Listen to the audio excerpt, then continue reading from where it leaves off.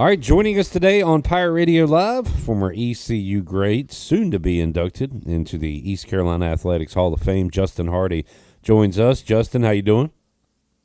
I'm doing pretty good. How you guys doing? We're doing good. Are you used to that intro yet? Soon to be ECU Hall of Famer. Have you gotten used to hearing that yet? I haven't got used to it. Like it makes me smile every time I hear it.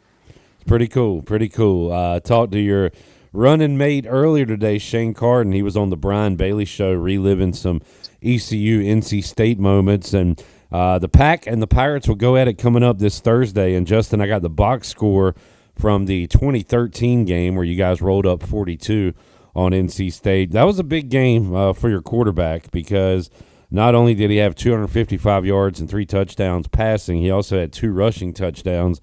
One of those passing touchdowns went to you. One went to Bryce Williams. We'll talk to him later today. But Justin, that was a great offensive performance. And one thing to highlight is Ventavious Cooper's 148 yards on the ground. I know the Pirates want to run the ball this Thursday night. If they're able to run it and throw it like you guys did, they should get a win on Thursday.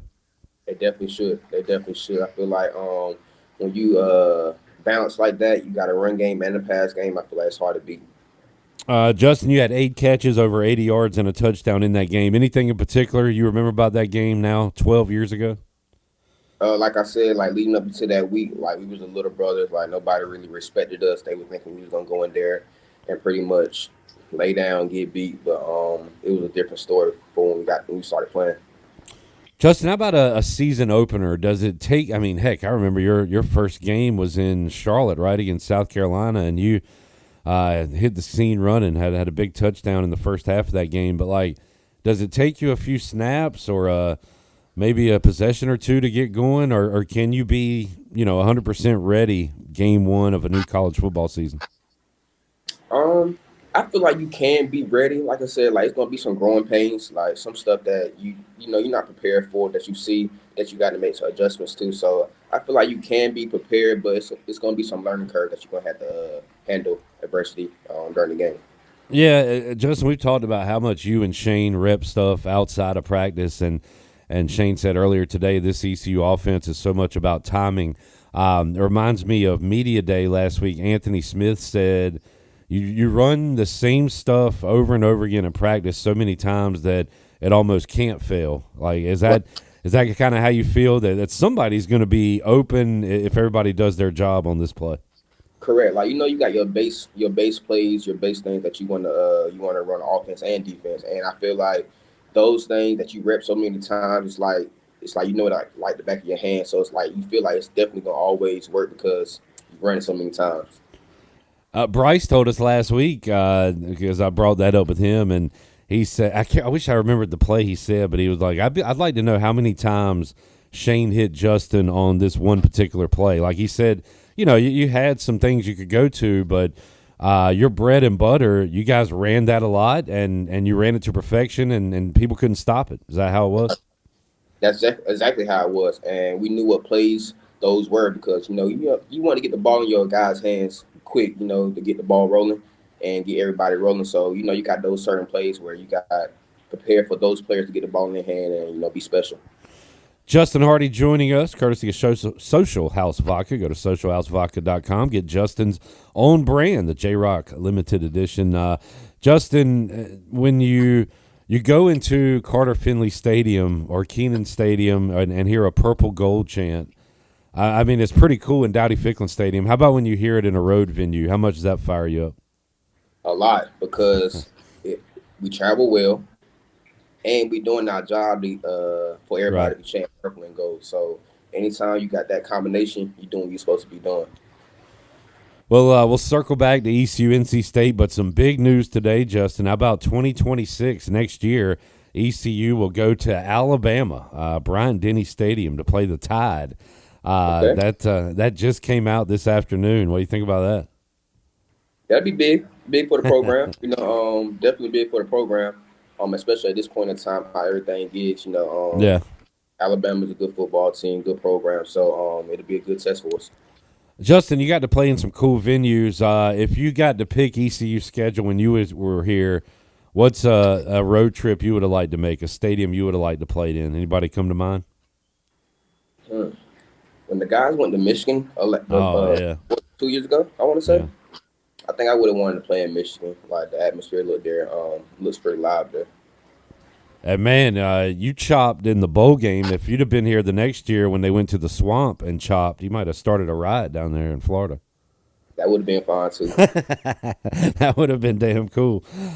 Justin Hardy joining us. Justin, what I may have asked you this. What was your favorite NFL stadium to play in? Anyone stand out above the other? Shoot, to be honest, Atlanta probably had one of the top tier stadiums that I have seen coming through. They did a great job with theirs, so I actually put them probably at the top three for sure. For sure, I Did you, feel like did you play in Jerry World, the new Cowboy Stadium? Did you ever go there? Cowboy Stadium theirs is nice as well. Theirs is Yeah. nice as well. When you're Um, at those giant stadiums, do you get yourself like watching the big screens, or are you watching the field the whole time? it all depends. If I'm on the sideline, I'm probably watching the big screen because Yeah. I'm behind people, so I necessarily can't see the field. But if I'm standing up, I'm looking at the field. Justin saw this today too. College football is back. Excited about that. Big one Sunday. Notre Dame and Miami, and saw that Miami head coach Mario Cristobal is going to coach the game from the press box. And I read it was like the first coach to coach in the head coach to be in the press box since forever. What do you think about the head coach being up in the box? That's different. I wouldn't say I'm a fan of that because there's Yeah. so many decisions that go on during the game that a head coach need to be on the field and talking to the ref about. I feel like it's better for them to be more so on the field, like I said, just to have those conversations and to communicate with everybody. Justin, speaking of communication, and I think the elevator situation is better now at Dowdy Ficklin Stadium with the Town Bank Tower. But when you were here and you would run off the field at halftime, all the offensive coaches would go down that little elevator and try to meet y'all. Like you didn't have a ton of time to talk. So, what were those brief conversations like at halftime where you try to make adjustments when you don't have a ton of time to do it? Basically, at that point in time, like before halftime, the coaches are really preparing themselves for that talk Yeah. when they come down to see us at halftime. So I feel like yes, make the adjustment that we need to make. Keep doing the things that we are doing good. We're gonna keep doing that, and then stuff that they see might be open in the second half. Be like, these are plays that we might see in the second half that could potentially work with what they running on defense. So that's usually how the conversation goes. Never too much coaching going on, but just making sure that we know what to expect in the second half. Justin, how about let's go to pregame? I always hear scripted plays. You script your first how many ever plays out. Tell us about that, Justin, because we've seen, good grief, man. So I do the pregame show here in the Shane Carden, Justin Hardy, Lincoln Riley era. We go right to the kickoff. So Shirley and I would leave after the kickoff.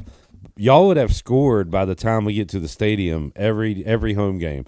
Because that first drive went right down the field. But tell us about like the scripted drives and what you're trying to do in those situations.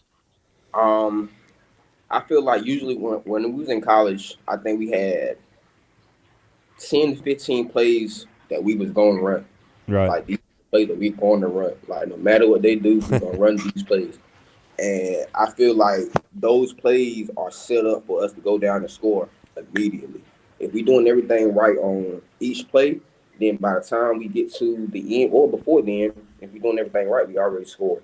So Coach Riley did a great job preparing those pre-plays that we're gonna run for the game, and he kind of knew what the defense was gonna be in and what they're gonna run by their tendency. So he Yeah. kind of set us up for the most success with those plays. We'd usually park in the media lot, walk out the car, and hear the cannon boom, and y'all would have just put some points on the board. That's usually how it worked. Justin, I'm fired up for football now because Terry McLaurin is signed, ready to go. He got his Yes, sir. money. Commanders are good.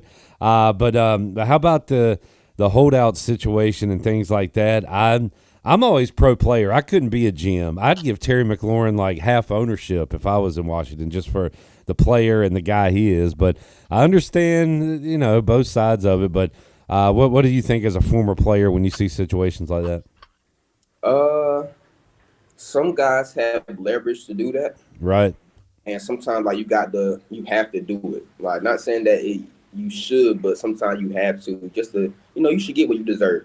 And I say that for everybody. Like I'm never down nobody getting what they feel like they deserve. So if that comes with holding out until we come to an agreement, that's what we got to do, and that's the business behind it. Like, but at the same time, making sure that you're still doing the things that you need to do to when that time comes, you're ready to go, and Right. there's no second thoughts about everything that has went on.